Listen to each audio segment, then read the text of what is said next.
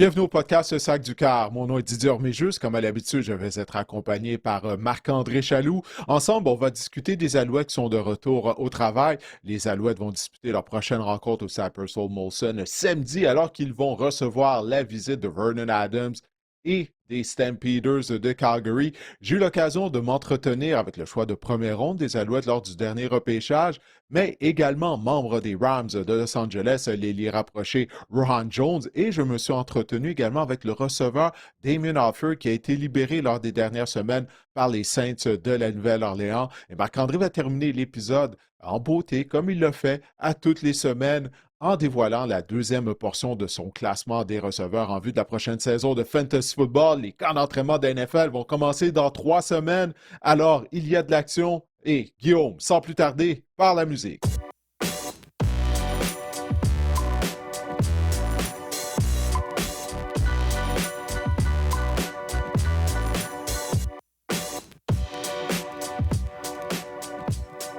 Marc-André, c'est un peu calme là, du côté de la NFL, mais c'est définitivement le calme avant la tempête. Comme je viens de dire, les camps d'entraînement vont commencer à la fin du mois. D'ici au 28 juillet, les 32 formations de la NFL vont avoir commencé leur camp d'entraînement. Mais avant de jaser tout ça et de jaser des Alouettes, on va inviter les gens à nous suivre via nos réseaux sociaux. Exact, on invite les amateurs de foot à nous suivre. On est sur YouTube via Didier Orméjus. Si vous tapez le sac du corps dans la barre de recherche, ça fonctionne également. Abonnez-vous à notre podcast sur YouTube. Cliquez sur la petite cloche, la petite clochette en haut à droite de votre écran, de votre cellulaire. C'est grandement apprécié. On est sur Facebook, une page Facebook, le sac du corps. On est sur Instagram, le sac du corps. Écoute, le sac du corps, Didier, là, ça s'écoute bien là, autour de la piscine en ce moment. Il fait très chaud au Québec. Ça s'écoute bien Oui. dans la piscine, autour de la piscine, en faisant des backwash. Moi, je fais ça maintenant. Je suis rendu un monsieur, je peux pas croire. Je fais les backwash comme un petit monsieur qui a une vie bien rangée. J'aurais pas cru ça 10 ans passés, disons ça comme ça. Non, mais c'est ça. Abonnez-vous à nos différentes plateformes. On est partout. Également, les plateformes d'écoute, Apple Podcasts, Spotify et toutes les autres plateformes d'écoute, Art Radio. Laissez-nous 5 étoiles en passant. C'est vraiment apprécié. Puis, continuez à faire grandir notre projet. Oui, absolument. Puis on vous invite également à partager nos publications sur les réseaux sociaux, que ce soit via la page Instagram du podcast Le Sac du Corps. Et partager la bonne nouvelle. On a commencé justement cette semaine nos avant-goûts de division de la NFL. On a commencé par la section sud de l'Association nationale. Alors, si vous n'avez pas encore écouté, regardez cet épisode. Je vous invite à le faire. Il y a notamment une entrevue avec le garde des Falcons d'Atlanta, Mathieu Bergeron. Alors, je vous invite à aller écouter cet épisode du podcast. Alors, pour les prochaines semaines, on va avoir 2 épisodes par semaine pour vous. Un épisode régulier comme celui-ci que vous regardez, que vous écoutez présentement, et un avant-goût de division du côté de la NFL. Alors, on va enchaîner, Marc-André, en parlant des Alouettes qui étaient de retour au travail. Ils ont commencé leur semaine de préparation en vue de leur match de samedi contre les Stampeders de Calgary. Leur premier entraînement avait eu lieu mardi au Stade Hébert à Saint-Léonard. Et une bonne nouvelle, Lorenzo Byrne était de retour à l'entraînement du côté des Alouettes, mais pas Kenyon Ento. Ça, c'est un peu inquiétant. Mais qu'est-ce que tu peux nous dire dans le cas de Burns, là? Vraiment, on en avait besoin du côté des Alouettes dans la tertiaire.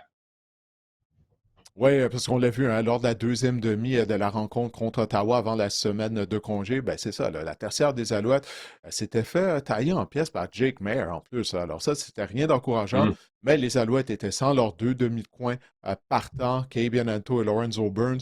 Burns avait subi une commotion cérébrale à Edmonton contre les Elks, mais là, il a pris part au premier entraînement de la semaine et devrait être à son poste samedi contre les Stampeders de Calgary. Dans le cas de Kebianento, on parle d'une blessure aux ischio-jambiers, alors ça, tu le sais, hein? C'est Mhm. toujours, bon, le joueur se sent bien, mais là, s'il revient au jeu trop tôt, là, il peut se retrouver sur la liste des blessés de 6 matchs. Alors, on veut faire attention, j'imagine, du côté des Alouettes, mais Ento n'était pas présent à l'entraînement des Alouettes à leur retour de la semaine de congé. On a un nouveau chasseur de corps potentiellement dans la formation partante du côté des Alouettes. Du moins, c'est ce que laissait présager l'entraînement que tu as observé. Oui, il s'agit du numéro 99, David Pareles.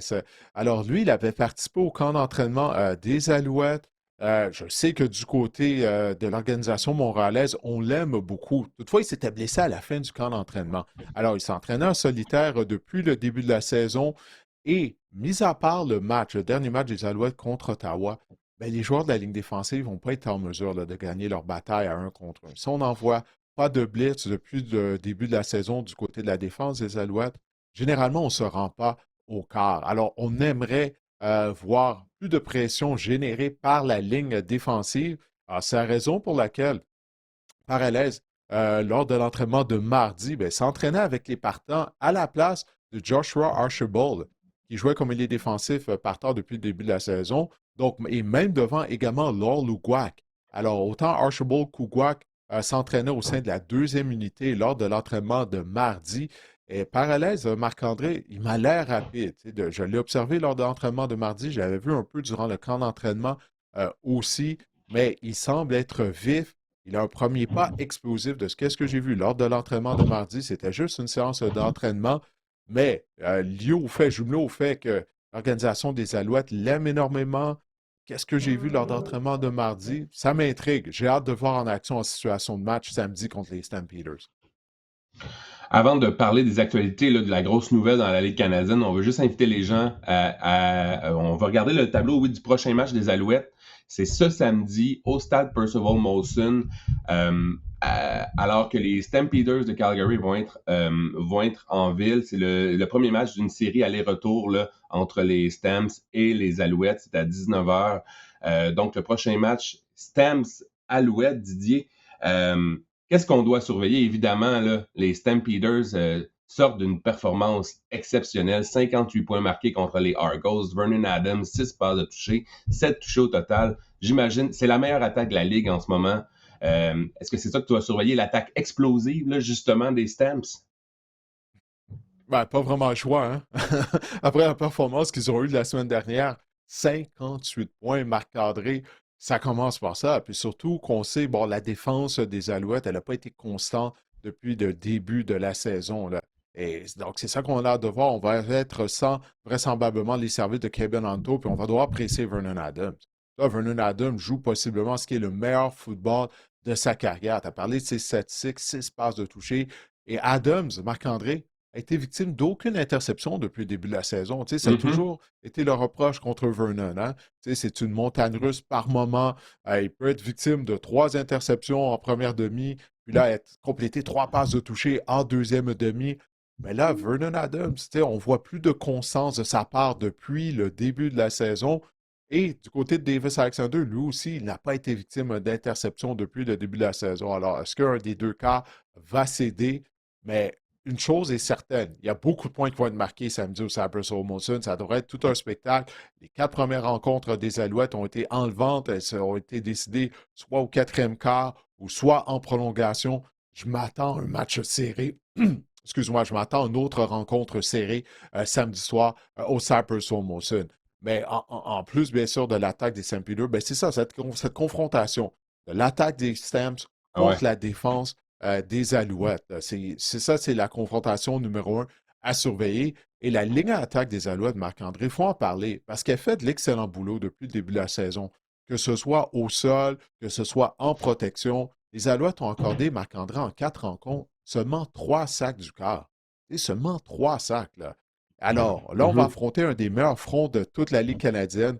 Je parle bien sûr du front des St. Peters de Calgary. Alors, j'ai hâte de voir si ça va se poursuivre du côté de l'attaque des Alouettes. Soit dit en passant, Stevie Scott n'était pas à l'entraînement de mardi. On dit qu'il soignait quelques bobos. Alors, c'était Tice et Shamari Lawrence qui se partageaient le champ arrière des Alouettes lors de l'entraînement de mardi. Alors, ça va être quelque chose à suivre au cours de la semaine, puisqu'on sait que Scott, ben, depuis qu'il est un membre des Alouettes, il est souvent ennuyé par des petites blessures hein, qui lui font rater des Mm-hmm. rencontres. Alors, on verra s'il sera en mesure d'affronter les Stampeders. Les Stamps sont un groupe de receveurs assez éloquent aussi. Là, Tavon Jones, Jalen Philpott, ce sera un affrontement entre les frères Philpott. Ce sera intéressant de voir ça. Oui. Et pour la statistique, au cours des 50 dernières années, Vernon Adams, 6 passes de toucher par un quart des Stampeders. Il est le quatrième quart à réaliser cet exploit-là. Les autres, écoute, c'est pas des noms piqués des verts. Là. C'était Doug Flutie en 1994, Jeff Garcia, en 1995, deux corps qui ont évolué également dans la NFL, et Dave Dickinson, le directeur général et entraîneur-chef en ce moment des Ah, Stamps. tu vois, En fait, si oui, j'avais à parier, j'aurais parié sur ces trois noms-là. Clooney, Garcia et exact. Dickinson. C'est pas mal le triumvirat là, des quarts chez les Stampeders de Calgary, non? Ouais, dans l'histoire de la concession, ben ouais. Il y a eu un autre grand quart qui a porté l'uniforme des St. Peters pendant de nombreuses années. Je parle de Bo Levi Mitchell, maintenant Ah avec oui. les Tiger Cats de Ah, Hamilton. Ouais, ah, t'as aimé ça, ce lien-là. T'as vu comment c'est smooth, oui, là, c'est j'adore. fluide.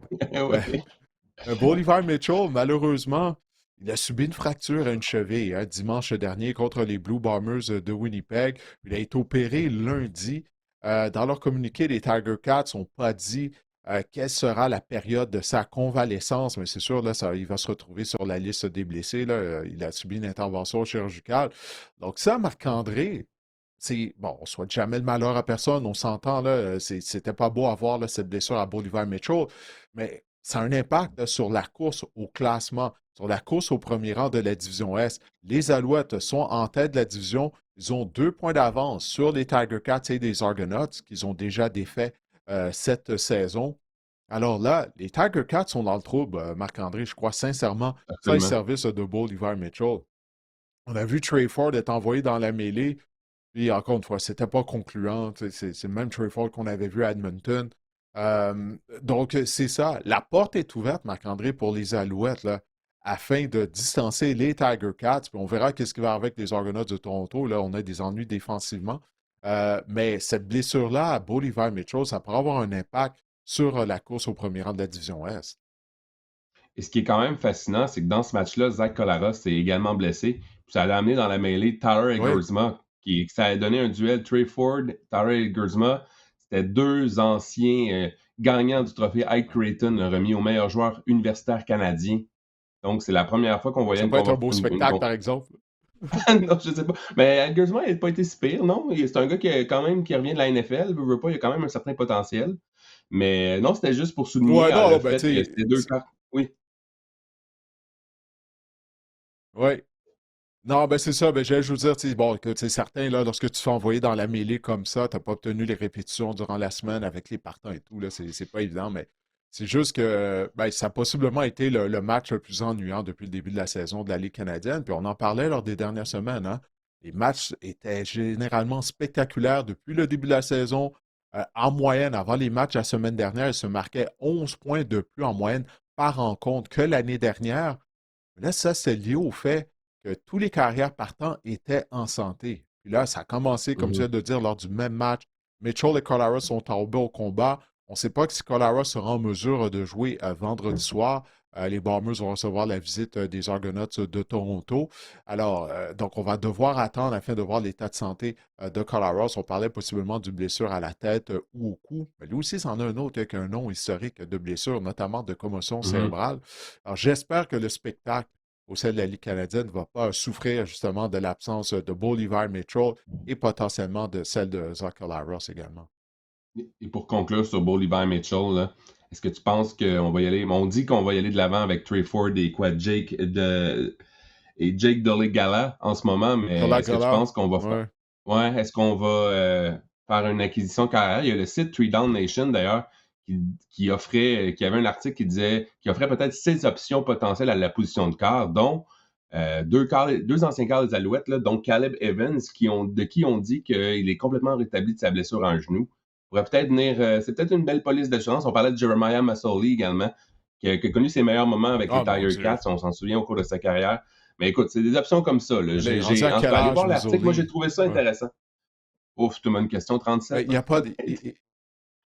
Ouais, ben, il y a rien, il reste rien, Marc-André. Tu sais, Ottawa a mis sous contrat, quoi, c'est la semaine dernière, McLeod Bethel Thompson. Il n'y a rien là, sur le marché des joueurs autonomes à la position de carrière. Là, tu mêles le nom de Jeremiah Mazzoli. Tu sais, c'est tout à fait Mais incroyable. Puis Caleb ça, Evans, c'est un problème essaierais-tu? que non, non. Écoute, il a subi deux graves blessures en moins d'un an. 2 fois, il a déchiré son ligament croisé antérieur un genou. Puis sa force, c'était ses jambes, hein, Caleb Evans. Alors, je pense pas qu'il va être le même joueur à ce niveau-là. On sait en tant que passeur, ben, il n'a jamais été un grand carrière à ce niveau-là, là, Caleb Evans. On le sait, là, il a été avec les Alouettes lors des dernières années. Mais qu'est-ce que je voulais dire, c'est que la Ligue canadienne, je ne peux pas croire jusqu'à ce jour, on n'a pas un programme afin d'aider les équipes à développer des carrières. Soit peut-être avoir un carrière qui ne compte pas au sein de la formation, que tu peux garder au sein de l'équipe d'entraînement pendant toute la saison, avoir une carrière additionnelle, puis rendre ça attrayant au niveau du salaire aussi, pour essayer d'attirer les carrières des États-Unis à les amener à la Ligue canadienne, surtout qu'il y a la compétition avec la UFL et tout. Parce que c'est ça, là, tu le vois, du moment que la carrière tombe au combat, c'est très difficile là, pour plusieurs équipes, puis c'est comme ça à tous les ans. Parce que je souhaiterais que la Ligue canadienne essaie de trouver une solution à ça, là, plutôt encore une fois que d'essayer de changer les règlements sur le terrain. Ça complète notre tour d'horizon des actualités de la NFL. Dans la Ligue canadienne, oui. Oui, dans la Ligue canadienne et des Alouettes. On rappelle, les Alouettes seront en action samedi soir au Sappers Wilson contre les St. Peters de Calgary. Et au cours des derniers jours, ben, j'ai eu l'occasion de m'entretenir avec le choix de première ronde lors du dernier repêchage des Alouettes. L'ailier rapproché, l'ancien de l'Université Arkansas, Sir Rohan Jones. Rohan est présentement un membre des Rams de Los Angeles quand l'entraînement des Rams va commencer à la fin du mois. Alors, il espère bien sûr se tailler un poste avec la formation de Los Angeles. Alors, je vous invite à écouter ou à regarder mon entretien avec Rohan Jones. Ben, Juan, tu as maintenant le mini-camp des Rams derrière la cravate. Dis-nous comment tout ça, s'est déroulé, là. Oui, dans le fond, c'était super le fun. On est arrivé là-bas, je pense, un jeudi. Lorsqu'on est arrivé, on a eu plein de choses de médias, des photoshoots, tout ça, rencontre avec les coachs, visite du facility et tout. Donc, c'était vraiment une fin de semaine remplie de. On n'avait pas vraiment de football, cette fin de semaine-là, c'était plus s'habituer à l'endroit puis aux personnes. Puis après ça, on a commencé nos entraînements, musculation, course, tout ça, pratique avec les vétérans aussi. Donc, c'était vraiment c'est une belle expérience, for sure. Ouais, puis dis-nous, est-ce que tu as eu l'occasion de voir le SoFi Stadium, notamment Los Angeles, ou pas vraiment? Ouais, dans le fond, on est allé le visiter. Ils étaient en train de mettre le gazon de soccer pour la Coupe du Monde. Mais juste d'être dans le stade, c'était vraiment, c'est vraiment le fun. C'est une expérience d'être dans le stade et comme, wow, genre, c'est ici qu'on va jouer l'année prochaine. Fait que, non, c'est vraiment un beau stade, là, solide. Ouais, c'est vraiment à couper le souffle, là. Il y a quelques années, j'avais eu la chance à découvrir 2 matchs là-bas. Puis je me souviens, la première fois que j'étais entré, j'en revenais pas comment c'est vaste, comment c'est beau. Mhm. C'est vraiment très impressionnant. D'ailleurs, ça va être le site du Super Bowl le 14 février prochain. Mais écoute, parle-nous là, de tes performances. Comment ça s'est passé pour toi sur le terrain lors du mini-camp? Puis, est-ce que tu as eu des ajustements à faire? Est-ce qu'il y a quelque chose qui t'a sauté aux yeux là, face aux athlètes contre lesquels tu as compétitionné? Mhm. Non, je pense que le niveau de jeu, c'est sûr, c'est un petit peu plus élevé. C'est plus l'université, c'est des gens qui ils font leur vie en jouant au football. Mhm. Mais moi, je dis toujours que le football, c'est le football. C'est le même sport qu'on joue depuis qu'on a 10 ans.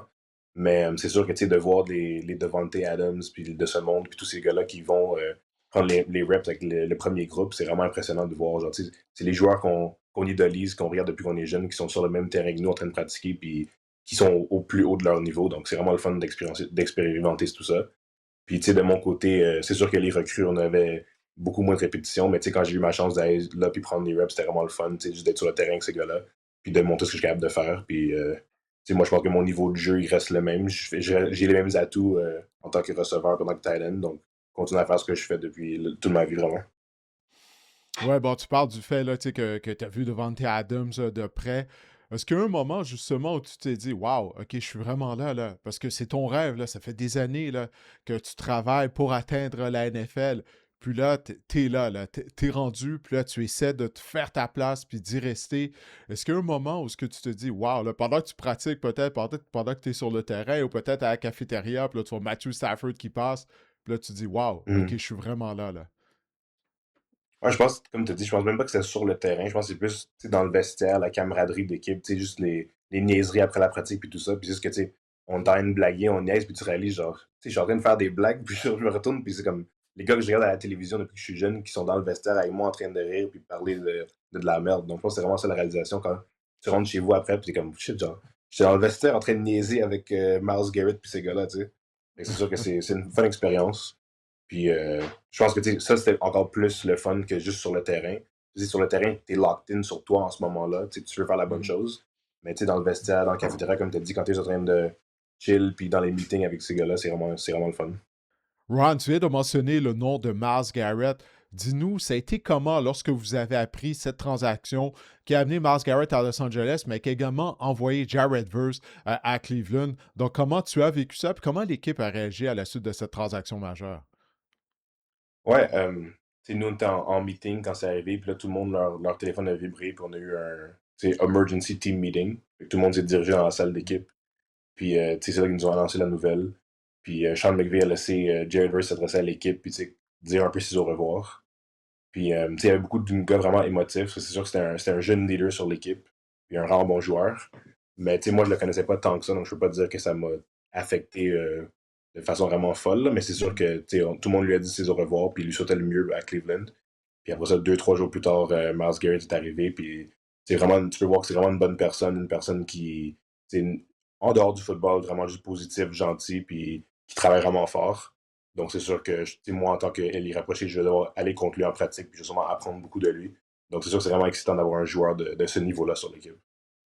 Ouais, puis qu'est-ce que tu as remarqué de Myles Garrett, justement, durant les entraînements du minicamp? Parce que probablement, c'est un spécimen physique. Là. Je me souviens de lui à l'époque, Mhm. lorsqu'il jouait à Texas A&M. Juste quand tu le vois physiquement, tu te dis, ben mon Dieu, là, ce gars-là a l'air d'un robot, tu sais, il a pas l'air humain. Mhm.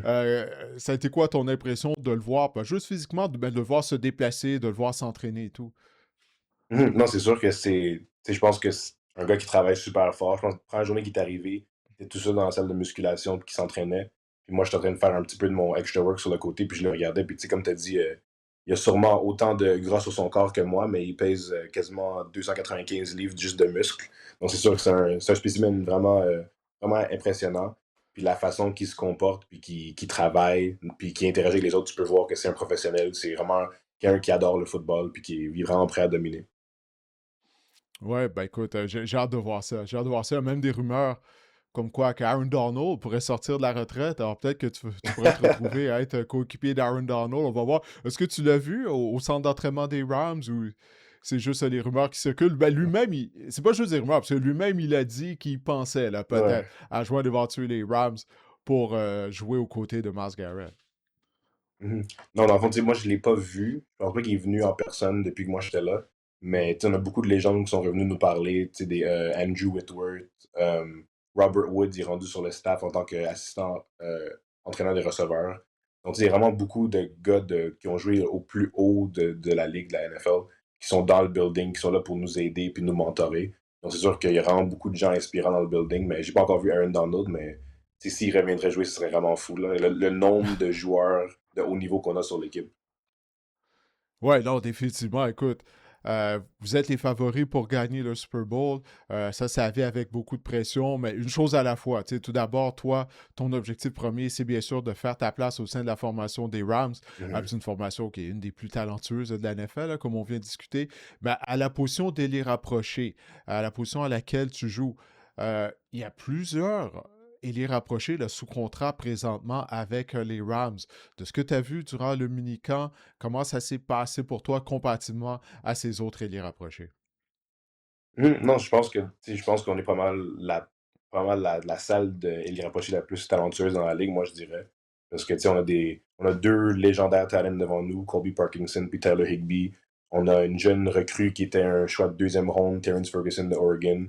Donc tu sais, on a vraiment des bons joueurs dans la salle, mais moi j'essaie juste de pas me comparer à eux, parce que moi je me dis, regarde, moi je suis Rohan Jones, moi performance peut pas affecter ce qu'eux font, puis leur performance ne va pas m'affecter moi. Donc tu sais, moi je travaille day in and day out juste pour être la meilleure version de moi-même. Puis moi, je pense que, tu sais, si tu crois en toi, tout est possible. Donc, moi, je vais juste continuer à travailler puis voir c'est quoi les opportunités qui vont s'offrir à moi. Ouais, ben, c'est vraiment la meilleure mentalité que tu peux pas avoir, Rohan, en te concentrant uniquement sur toi. Tu sais, tu mets tes œillères, pas de comparaison à faire. Tu sais, occupe-toi de tes affaires. Puis, ouais, c'est ça. C'est vraiment la bonne mentalité, la bonne approche face Mhm. à tout ça. Dis-nous, tu as été le choix de première ronde des Alouettes lors du dernier repêchage. Est-ce que tu suis un peu les activités des Alouettes? Est-ce que tu as le temps même? Ouais, dans le fond, tu sais, pendant que je suis à Montréal, c'est sûr que je prends le temps de regarder un peu leur match. Puis j'étais en contact avec Phil Pott et Davis Alexander, puis tout. Je pense qu'on a vraiment des bons joueurs ici à Montréal, puis ils nous rendent fiers. Faudrait que je contacte Machocha pour avoir des billets pour la prochaine game à la maison, pour aller voir ça avant que je retourne. Mais c'est sûr, je suis super fier de ces gars-là. Puis je pense qu'ils ont perdu il y a 2 semaines, mais ils l'ont bien pris, puis ils sont revenus, comeback, puis ils ont gagné cette semaine. Donc, je pense qu'ils vont continuer à stack des wins, puis c'est vraiment encourageant. Ouais, ben écoute, le message est envoyé à Danny, là. Faut qu'il t'envoie au moins une paire de billets, là. T'as été son choix de première ronde.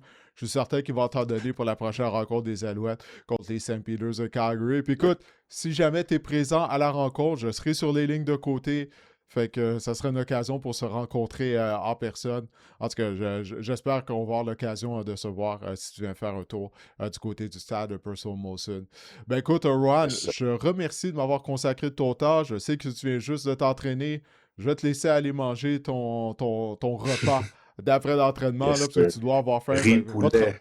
riz Riz poulet, poulet. le classique, le classique. Les Oui, glucides, les protéines. Tu peux pas manger suffisamment de protéines, anyway.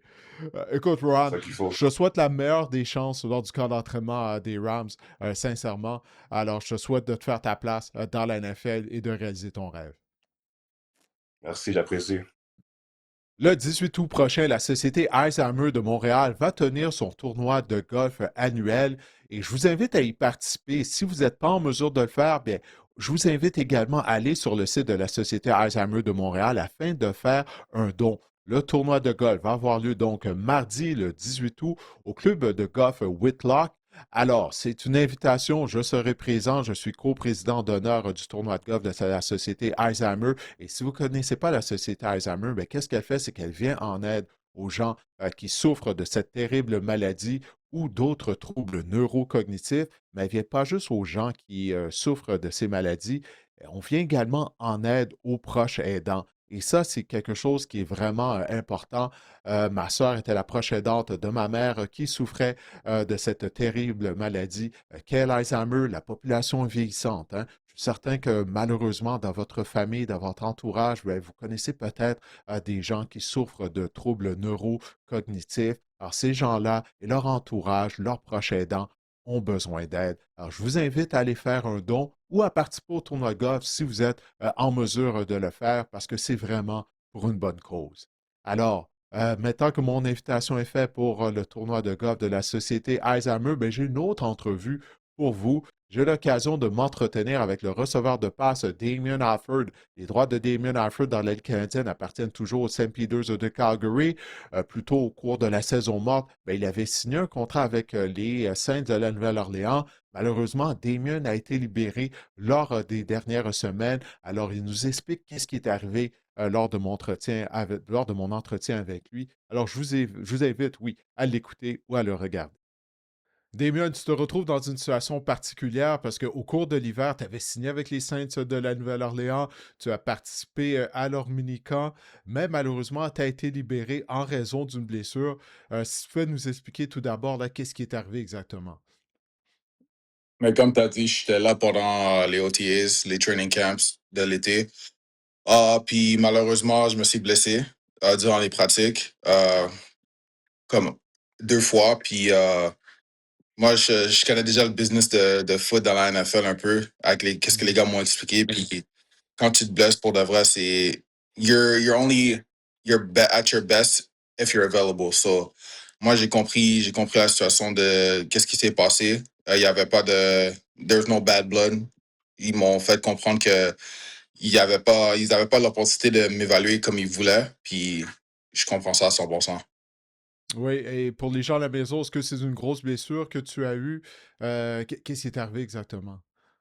Non, c'est pas une grosse blessure, mais genre pas, je pense pas que j'ai le droit de le dire, mais c'était juste une blessure que j'étais out pour une semaine, so c'était rien de sérieux.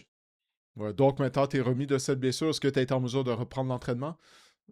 Ouais, j'étais en mesure de reprendre les entraînements, mais malheureusement, c'est arrivé vers la fin de OTAs. Ça, j'ai pas eu l'opportunité de faire les 2 dernières pratiques. So, j'ai juste sauté dans mon rehab, puis là, je suis de retour à Montréal, puis je continue à faire mes entraînements pour renforcer le muscle que je m'avais blessé. Ouais, puis justement, comment ça se passait pour toi durant les OTAs? Comment tu te trouvais ton évolution justement avec les Saints? Là? Moi, je trouve que j'ai évolué beaucoup parce que avec le fait que j'apprenais un playbook NFL pour la première fois, je trouve que le workload était beaucoup, mais j'étais capable de study pour le nombre de temps qu'il fallait que je study. Puis j'allais en pratique, j'exécutais, puis j'avais le size pour. J'étais 6 pieds 6, j'étais un des plus grands receveurs là. Puis les coachs ont vu ça, mais malheureusement, comme je t'ai dit, à cause des blessures, ils n'ont pas eu l'opportunité de m'évaluer, mais j'étais content pour l'opportunité. Ouais, puis là, qu'est-ce qui s'en vient pour toi là, dans un avenir approché? Parce que naturellement, quand on est sans contrat, on est joueur autonome. Puis là, à cette période-ci de l'année, les équipes ont leurs joueurs. Est-ce que ça va prendre une blessure, peut-être, tu sais, un autre receveur de passe avec une autre équipe pour ce que tu te retrouves sous contrat avec formation de la NFL? Donc, comment tu entrevois là, les prochaines semaines? Parce que les camps d'entraînement vont commencer dans moins d'un mois. Là, on est rendu au début du mois de juillet déjà. Le temps passe vite. Là, avec mon équipe, on est en train de discuter à quelle équipe qui se font être intéressés à faire des workouts. Si malheureusement, il n'y a pas d'équipe qui ont besoin de receveur, je vais retourner à Calgary parce qu'ils ont mes rights. C'est ça qui va se passer, mais à date, mon équipe est en train de travailler fort pour s'assurer que je reste sur une équipe de la NFL. Mais comme je t'ai dit, si ça n'arrive pas, then je suis de retour à Calgary pour la saison. Ouais, ben écoute, on te souhaite de tout cœur d'être en mesure là, de dénicher un contrat avec une équipe de la NFL. Je sais que c'est ton rêve. Tu portes ton chandail de Randy Moss présentement. Donc, je sais que tu rêves de faire carrière dans le circuit de la NFL. Fait qu'écoute, Damien, on va te souhaiter la meilleure des chances en espérant que tu sois en mesure de te trouver une nouvelle opportunité. 100%. Merci.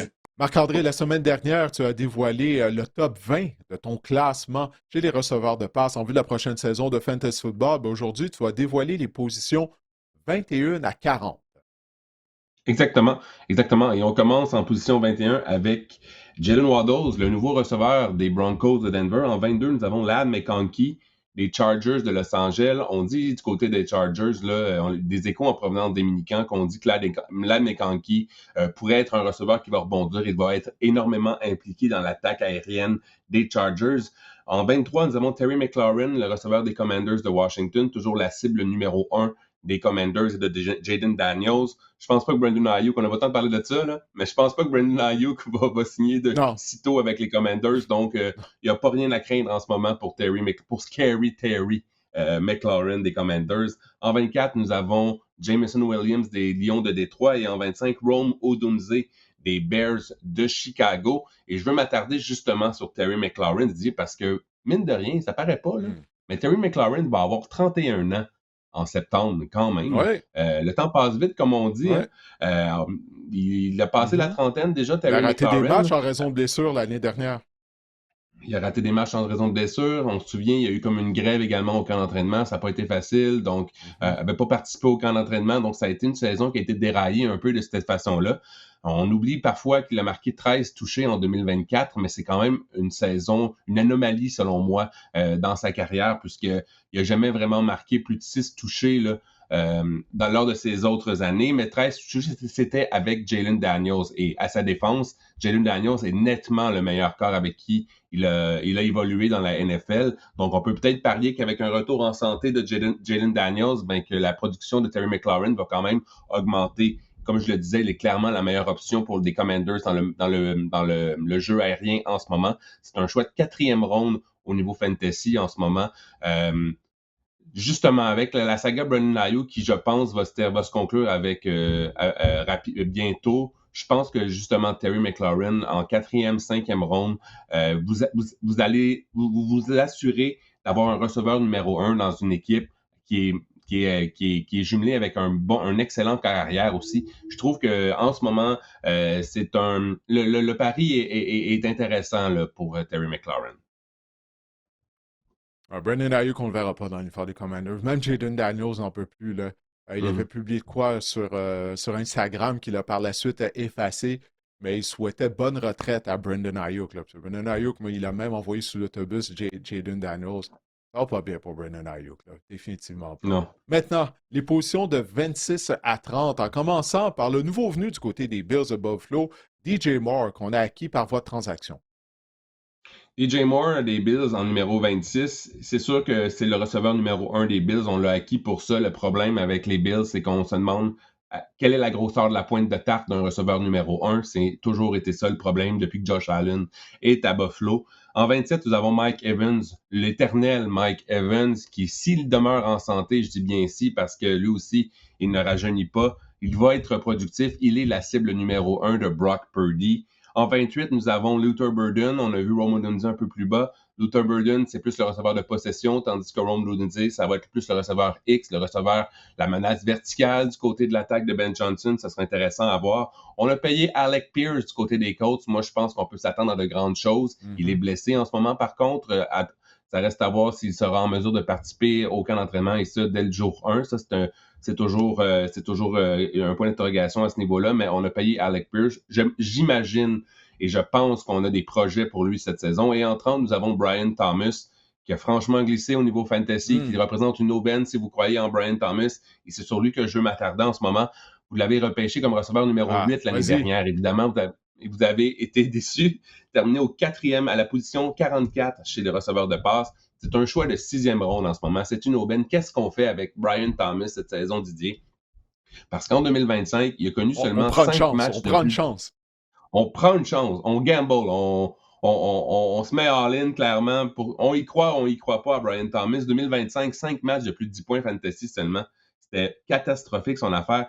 Et par contre, en plus, il a été... ce qui a cloché, parce qu'on s'entend que les meilleurs moments que Brian Thomas dans sa carrière en ce moment, c'était avec Mac Jones, croyez-le ou non, au lieu de Trevor Lawrence, il y a 2 ans. Mais en 2024, j'ai une petite stat intéressante pour vous. En 2024, il avait été ciblé 77 fois sur des passes de plus de 10 verges dans les airs. Ça, c'était bon pour le top 10 dans la NFL. Mais en 2025, seulement 38 fois. C'était bon pour le 56e rang. Écoutez, c'est le même nombre de cibles que John Mechie là, avec les Texans, imaginez-vous donc. Donc, le problème de Brian Thomas, c'était justement, on lui a pas fait confiance dans les zones verticales. Et c'est ce qu'on a mentionné du côté des Jags dans l'entre-saison. John Shipley, là, qui couvre les activités, qui est le beat reporter, là, qui couvre les activités des Jags au quotidien, il dit que c'est le gagnant de la saison morte chez les Jags. La chimie avec Trevor Lawrence, elle semble opérer. Et on s'en souvient l'année dernière, Brian Thomas avait connu un camp d'entraînement assez décevant, merci. Et encore là, on se dit que justement, là, que si on va l'utiliser à bon escient avec ses forces, c'est-à-dire comme menace verticale. Moi, je trouve que c'est une belle aubaine en ce moment, Brian Thomas. J'achète un peu. Et je trouve qu'en 6e ronde, c'est un beau pari en ce moment, Brian Thomas. Je ne sais pas ce que tu en penses, mais écoute, pour un gars qui... Je l'ai dans un keeper, puis je vais probablement le keeper, donc les bottines vont suivre les babines. Je pense qu'il peut rebondir et je pense qu'il peut réintégrer facilement un top 20 à la position de receveur là, dans la NFL. Je suis all-in. OK? Je bois le Kool-Aid. OK, concernant Brian Thomas pour la saison 2026. Moi, j'ai trouvé que les critiques à un certain moment donné l'année dernière étaient dures à son endroit puisqu'il y avait tellement d'attentes à la suite de sa super saison recrue. Il y a des gens qui disaient pourquoi les Jaguars ne changent pas Brian Thomas? Hey, c'était juste sa 2e année. Il est talentueux, il a un gros physique, il est rapide, il court en 4-3. Des spécimens physiques comme ça, il n'y en a pas beaucoup, ça ne court pas les rues. Mais qu'est-ce que tu as dit? C'est ça qui est clé. Il avait de la chimie avec Mac Jones, mais il n'en avait pas avec Trevor Lawrence. Mais là, lui, Lawrence, ont passé la saison morte justement à se lancer des ballons afin de développer de la chimie. Ils l'ont dit les deux ouvertement. Ils ont reconnu que ça manquait l'année dernière lors du mini-camp. Il restait après les entraînements justement pour travailler davantage afin de développer cette chimie-là.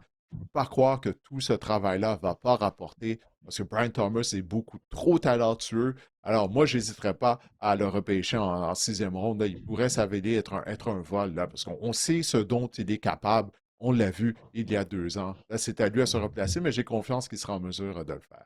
Maintenant, position 31 à 35. Oui. Nous avons DK Metcalf des Steelers de Pittsburgh, receveur numéro 1 des Steelers de Pittsburgh, avec l'arrivée justement de la position 38, un peu plus bas de Michael Pittman. J'ai hâte de voir comment ça va s'agencer dans cette attaque-là.